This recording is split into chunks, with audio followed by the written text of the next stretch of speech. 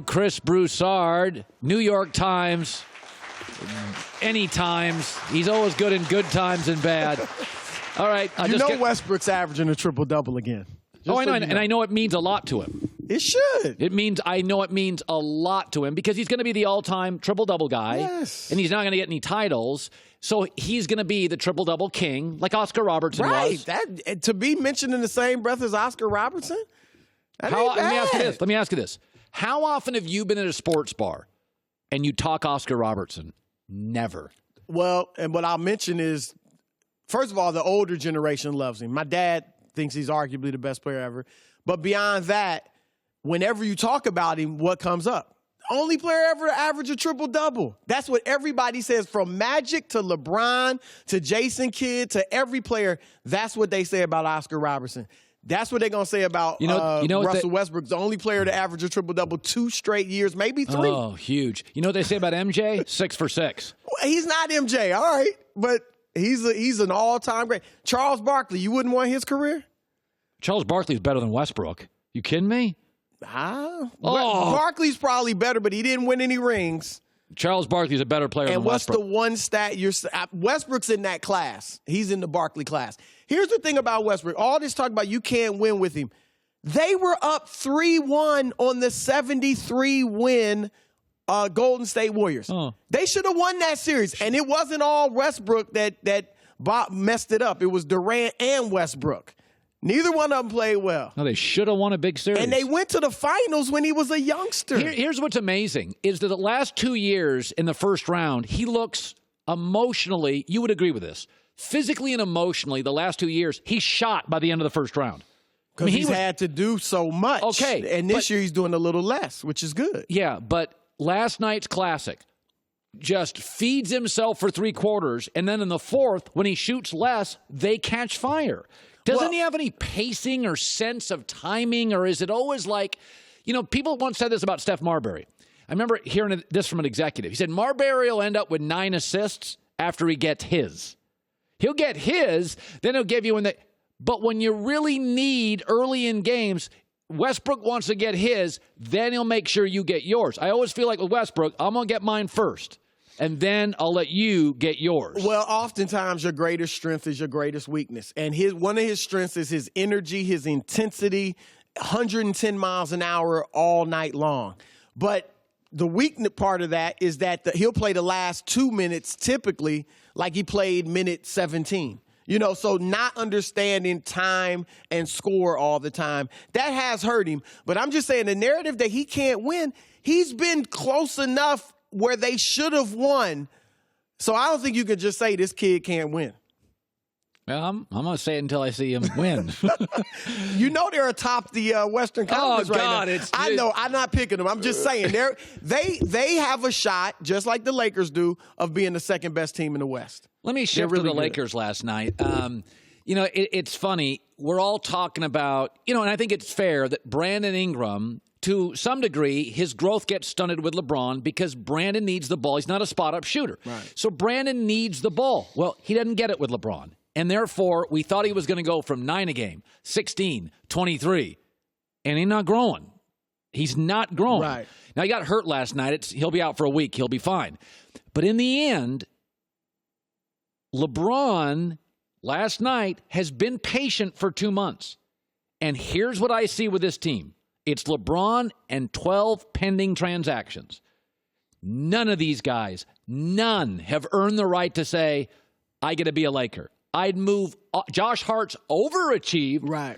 This is just a bunch of rosters. This is a bunch of transactions and LeBron. Last night, he's patient for 2.5 hours. Then he's got to be like, I got to take over the fourth. I've seen it live. I've seen every game on television. This team is just a bunch of dudes and a superstar. I thought the way he played last night, it reminded me of some of the games Michael Jordan used to play. In that, in the first 3 quarters, a lot of times, Jordan would get everybody involved, let them do their thing, let them score. He would score his points, but take a little bit of a step back. He'd be like 19 points going into the fourth. Right. Then in the fourth quarter, he would take over and close it. I thought that's what LeBron did. And LeBron also, when he was scoring his 20 in the fourth, I love some of swing passes he made, like he's on the left block and passes it across to, I don't know if it was Kuzma or Ball, and then they swung it to Josh Hart for an open three that tied the game with 3 minutes left. So, look, it was almost like LeBron, and I know he said after the game he didn't read and hadn't heard about the Kevin Durant story and all that, but it was almost like he said, okay, I'm not going to get a superstar. I'm going to make the most out of these guys, and I'm going to win with these guys, because he was phenomenal last night. I would love to see him just take over games like that. By the way, more often. I think LeBron has really been a great teammate this year. If you go look at LeBron's 3 big games this year, there's the last night after the toxic comments, the night he could have surpassed Wilt. Yep. Remember that? Went into the Wilt game. He's like, okay, I'm going to pass Wilt. Right. No, I'd rather do it in the fourth quarter of this game than the first quarter of the next game. And then he had one other big game. We have 51, was it, against Miami? Okay, so he goes At back. Miami. So think about that. LeBron's 3 biggest games, going back to the old place, breaking Wilt's number, and the day after the toxic comments, proving LeBron could be dropping 40 a night. He is sitting back praying Ingram, Lonzo, Kuzma, Hart. And I last night's a classic example. Incredibly patient. He's the opposite of Westbrook. His game was the opposite of Westbrook. I'm going to feed everybody else for 3 quarters.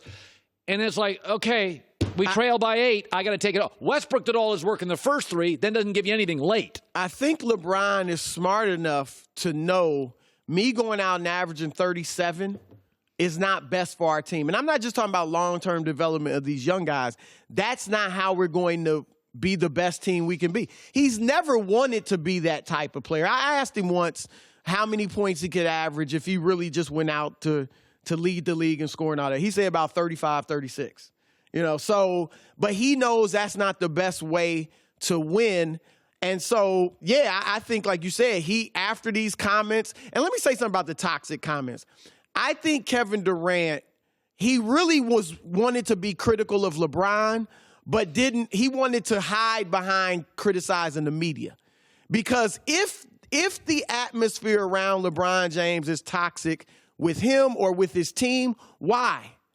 It's because the franchise bends to LeBron's will. And everybody knows the owner and the president and the coach have to answer to some degree to LeBron, or do answer to some degree to LeBron, or it's his cryptic tweets or Instagram posts. If it's toxic, that's why. It's not because of the media. The media, first of all, LeBron hasn't won an MVP award in 5 years, even though we all agree he's the best player in the world, right? Great point. Right. Media votes. Media votes for that, and they haven't voted LeBron James. That's a great point. If the media fawned over LeBron, in fact, he would be having all these MVP awards. Exactly. He's sometimes now he's down to 3rd and 4th in the voting. Yep. He's been praised for opening up a school for at-risk youth in Akron, for putting his childhood friends in positions to become business moguls, for getting his Miami Heat teammates to wear the hoodies in honor of Trayvon Martin, for doing shut up and dribble documentaries and all that stuff. That's what he gets praised for.